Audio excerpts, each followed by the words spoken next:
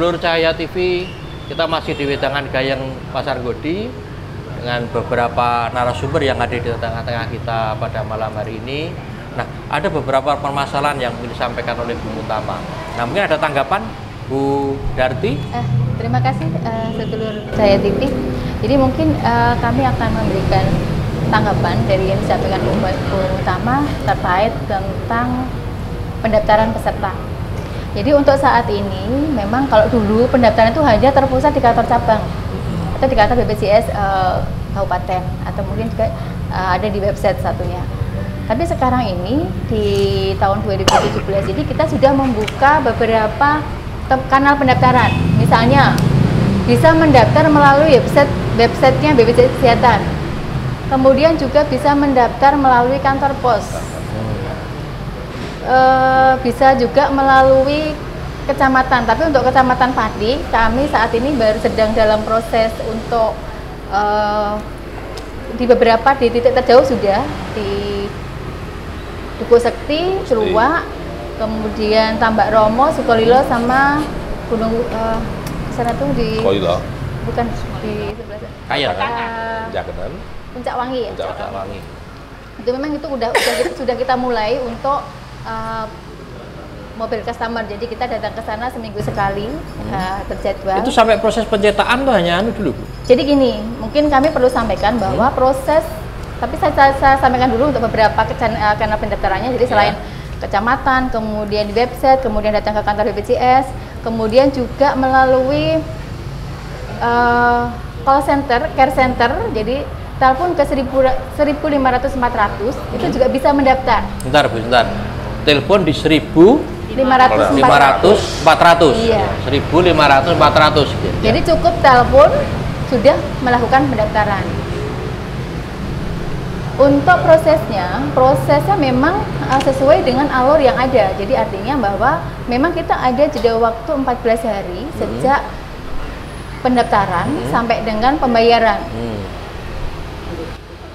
Jadi supaya data yang kami dapatkan kemudian sinkronis dan sebagainya itu bisa lebih 14 valid. Hari mulai dari pendaftaran, iya, baru bisa membayar. Baru membayar. Setelah membayar sudah langsung bisa digunakan. Iya.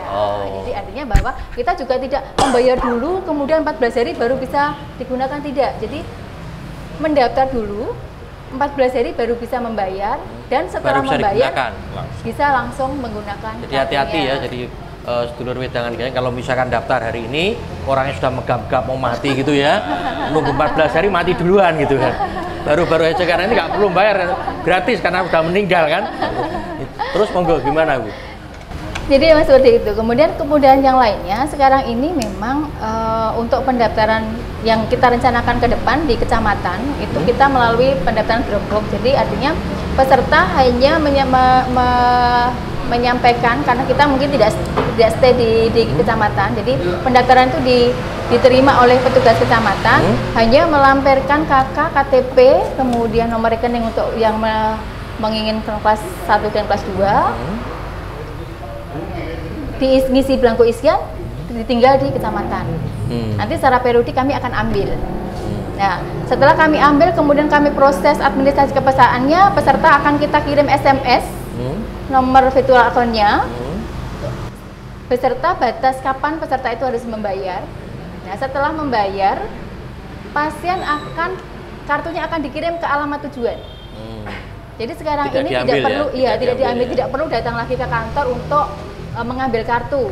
Jadi cukup datang ke kecamatan, kirim berkasnya ke sana, kartunya akan dikirim ke alamat tujuan. Jadi kami sudah bekerja sama dengan PT Pos untuk distribusi kartunya.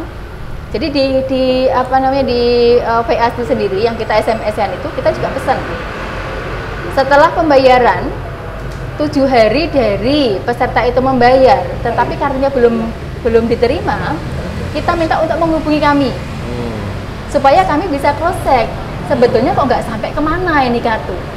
Karena di aplikasi kami sudah setiap hari udah langsung dilihat mana yang harus dicetak. Jadi petugas yang bagian pencetak udah langsung cetak kartu, kemudian diserahkan ke kantor pos.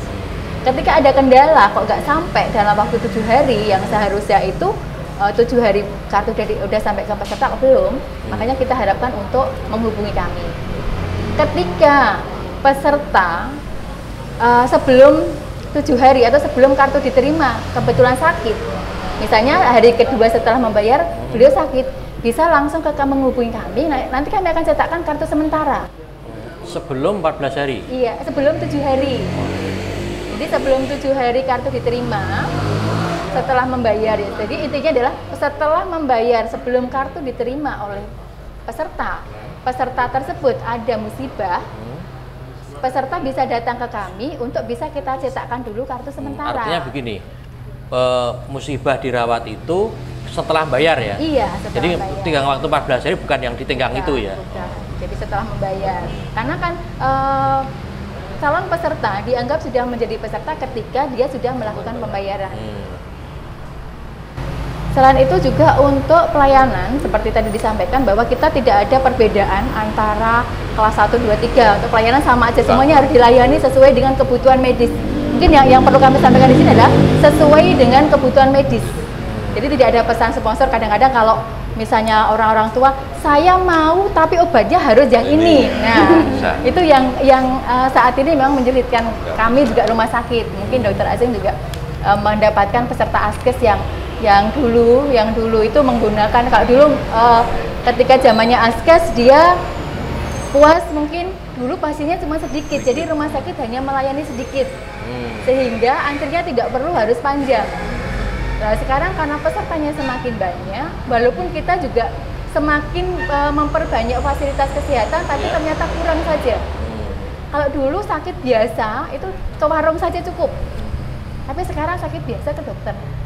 Karena ada BPJS, karena pegang kartu BPJS maka sakit dokter. Nah, dari situ akhirnya antrian di rumah sakit menjadi panjang, antrian di dokter pun juga menjadi panjang. Dulu ketika masih askes, peserta misalnya kasusnya memang spesialis, tapi mungkin dokter umum saja bisa menangani, tapi dia maunya ke spesialis. Dokter umum kasih rujukan. Sekarang karena di rumah sakit itu sudah terlalu panjang, kalau kasusnya cuma seperti ini dirujuk ke rumah sakit, nah, sampai berapa waktu nanti dia di rumah sakit? Karena terlalu banyaknya orang di rumah sakit, sehingga dari Kementerian Kesehatan itu membagi penyakit mana yang menjadi ranahnya dokter keluarga atau vaskes pertama dan mana yang menjadi ranahnya spesialis, sehingga sering dikeluhkan oleh peserta askes terutama, dulu minta rujukan itu gampang, sekarang angel. Betul, iya.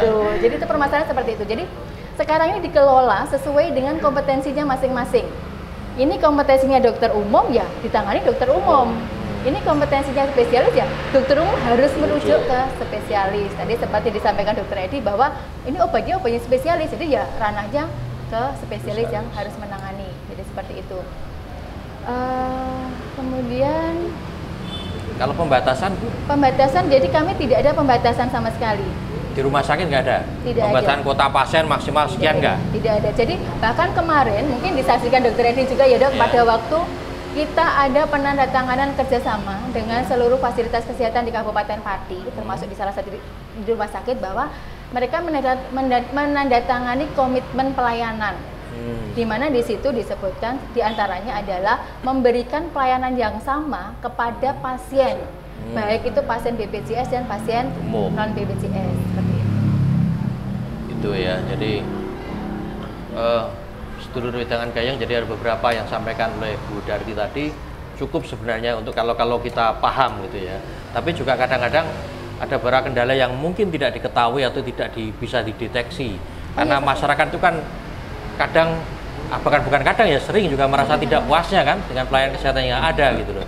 Nah, tentunya ada beberapa kawan-kawan kita yang hadir di malam hari di Wedangan Gayeng Pasarenggodi yang mungkin akan bisa memberikan masukan atau mungkin laporan atau apalah gitu, atau mungkin hal-hal yang ditemui di lapangan itu kan banyak sekali kendalanya, dan mungkin dari kendala-kendala yang muncul tidak bisa dideteksi gitu kan. Ya, mungkin ada yang perlu ditekankan lagi. Tadi penjelasan menyampaikan bahwa kalau sudah waktunya 14 hari kemudian belum sampai bayar, kemudian sudah mati, maka ini tidak jadi dilayani gitu kan ya.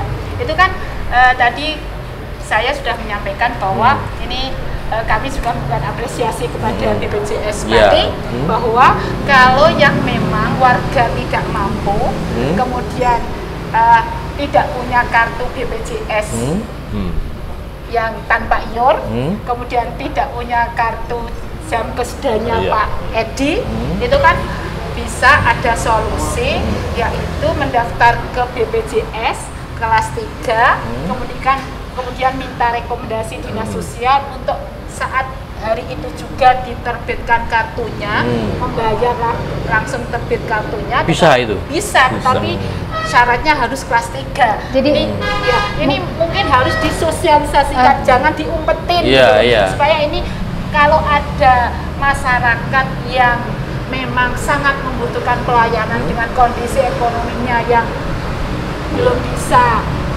membayar secara langsung dari rumah sakit, bisa ada solusi seperti itu.